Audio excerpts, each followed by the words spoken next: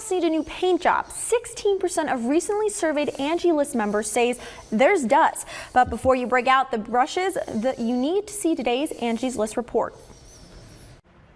Interior painting is one of the cheapest and easiest ways to change the look of your home. Outside, it's not that cheap or easy.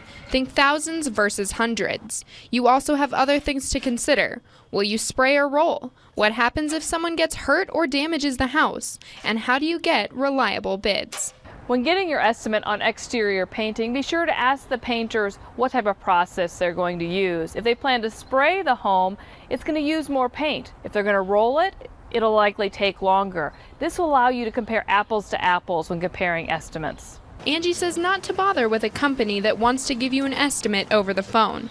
Get at least 3 reputable companies that'll come to your home, who will provide a thorough estimate and tell you who's actually doing the work. Angie says to ask about that to ensure you're not the one liable for the crew. A lot of times that crew doesn't have workman's comp insurance, doesn't carry liability insurance, which leaves the homeowner unprotected in the event that something may happen. Another question to ask is how they'll get the paint on the house. Cartmel prefers brushing and rolling over standard spraying, but knows lots of consumers prefer the faster spraying process.